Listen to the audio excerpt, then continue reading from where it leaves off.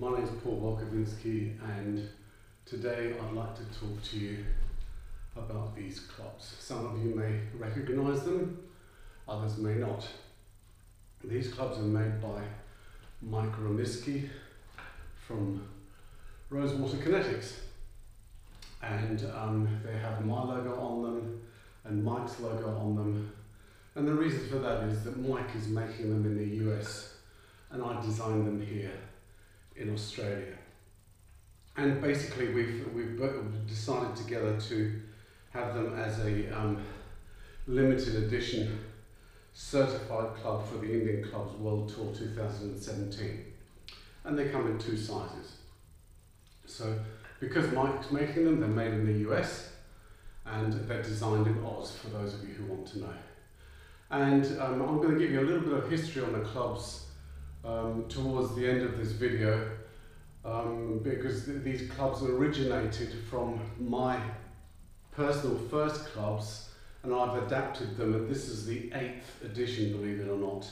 You know, there's been eight predecessors to this. So, as I said, they come in two sizes, and these are the 1.5 pounders. I'm just going to grab a 2.5 pounder so that you can see the difference in size. So this is a 20-inch and a 22-inch, 2.5 pounds, 1.5 pounds.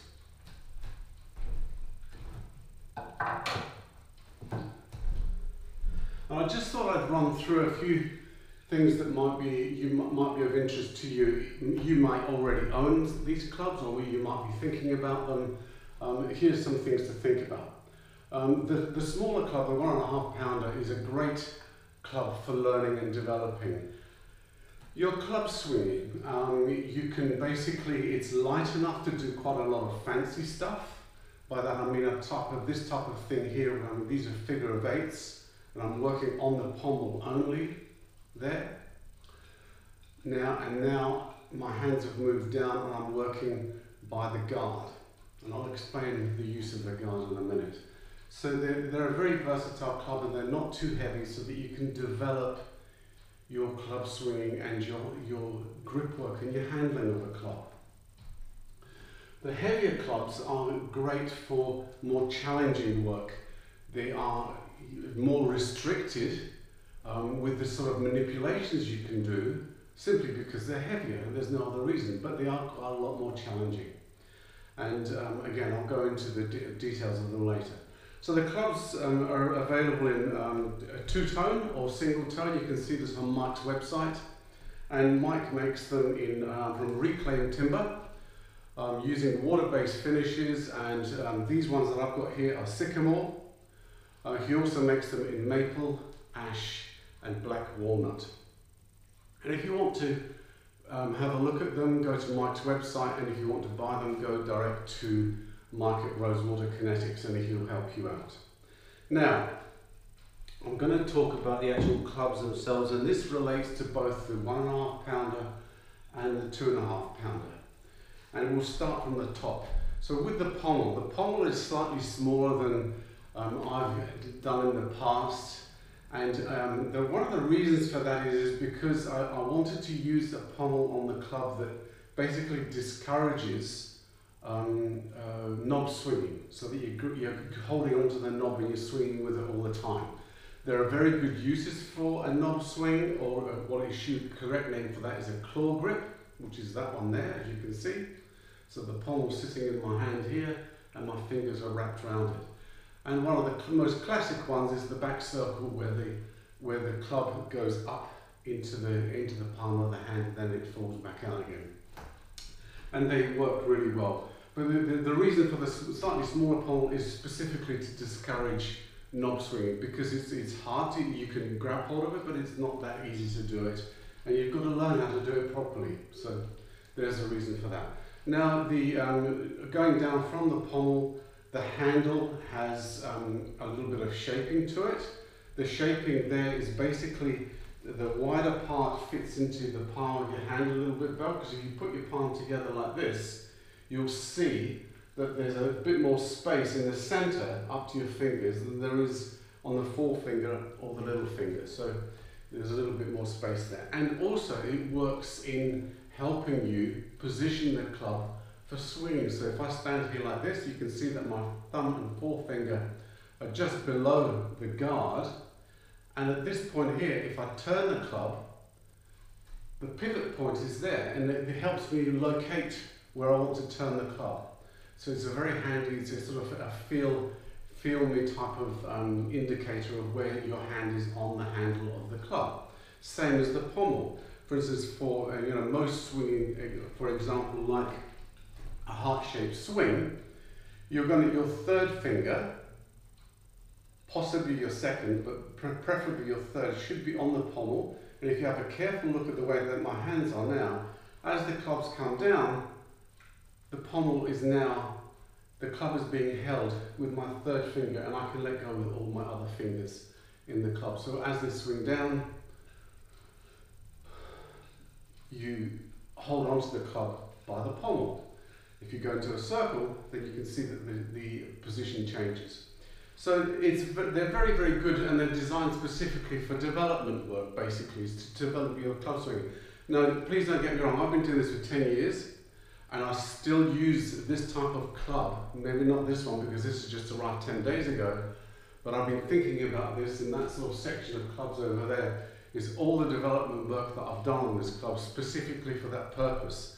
And I've trialed these clubs anything between 3 to 6 months at a time before I made another alteration to see what I thought about how they handled.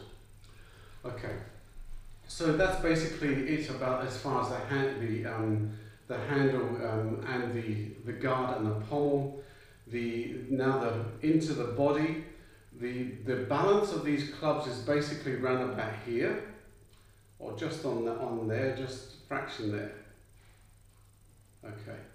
So it's about two-thirds of the way down as the bulk of the weight, and then it tapers off to the end. The reason for the end taper is that it gives it a slightly softer swing.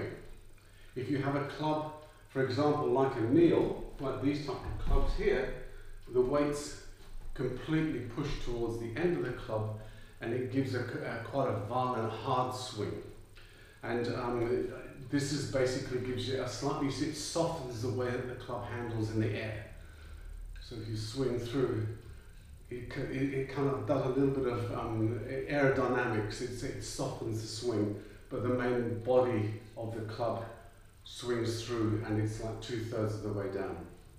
Now, also something very important to explain here. One of the reasons I like these clubs, and these are the first, like the granddaddy of them all, these were my first clubs, is that they have a very narrow body, and there's a huge advantage to that.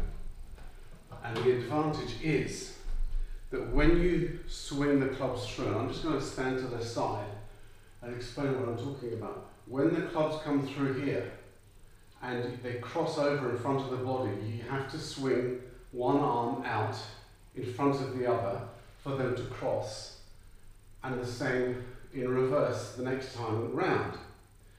Now, if you have a bigger bodied club, that obviously gets magnified, so the clubs have to come out, a fatter club is going to come much further out. These ones you can keep very close to your body, which means that you're maintaining the frontal plane. And maintaining the frontal plane for development work is really incredibly important, and I really encourage it. So that's why these clubs have got a narrow body.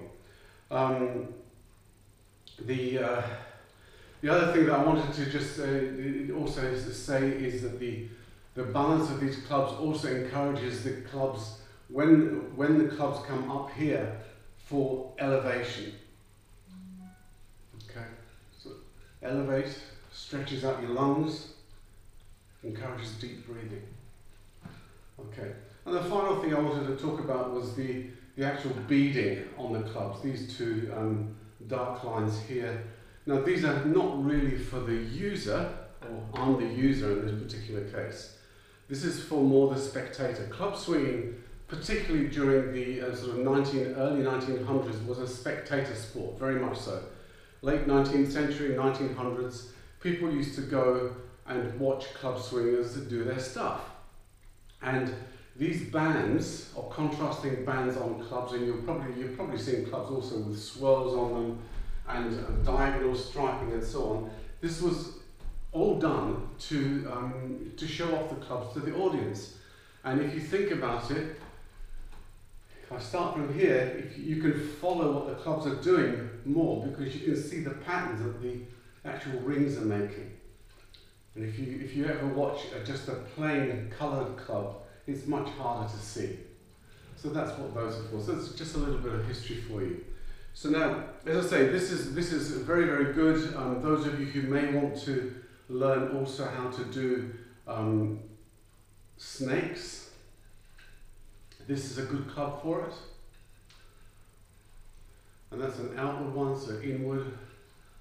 But I mean, again, you've got to be patient. I mean, even during the workshops that we're going to be running this summer, I will show you a lot of things. There'll be a lot of things to learn, but it's going to take time for all that to sink in. And you'll think, oh yeah, no, I remember doing that, I'm just going to try that now.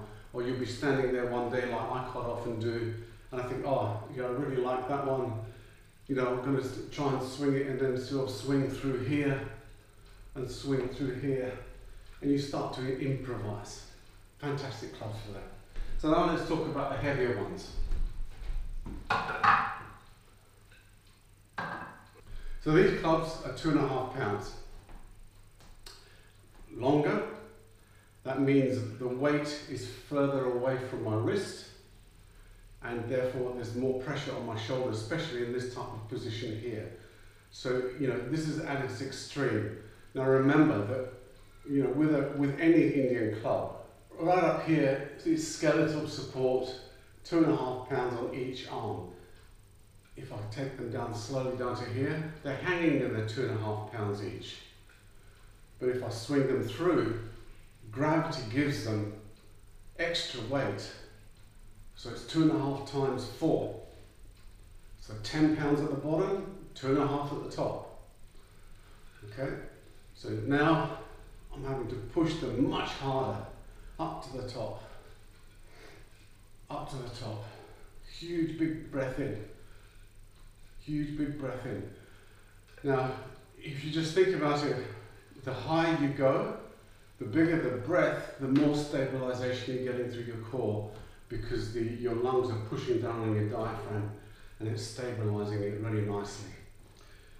Okay, so, I mean, you can do, with my amount of practice that I do, I can do quite a lot of sort of quite fancy stuff with these clubs. But as I say, you know, really, this exercise alone, whether it's done outwards or inwards, is one of the best, because you're getting that reach up and down.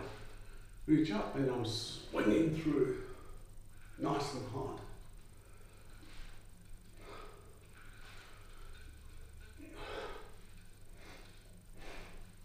And you can probably hear that I'm having to breathe harder when I'm using these clubs. So, from a workout point of view, I usually start with a lighter club. Like I must admit that I don't use 1 pound. It's 1.5 pounds is what I use, and then I'll go up to a 2, and then depending on what I'm feeling like, because I've got clubs here that are 2.5 also, and 3. But really, to have your sort of stable of clubs, you need a 1.5 pounder and a 2.5 pounder is plenty. Now there are weight variations. You'll see that on Mike's website. Some of them are 2.25. It really depends on the density of the wood, so don't be surprised if you get something different. It really doesn't matter if there's a bit of About a pound, 3/4 of a pound difference between the clubs, that's plenty to give you a tougher workout than with a lighter pair. So that's basically it. To those of you who bought them, thank you very much. I hope you have a long, lots of use from them and enjoy them into the future. So it's bye from me for now.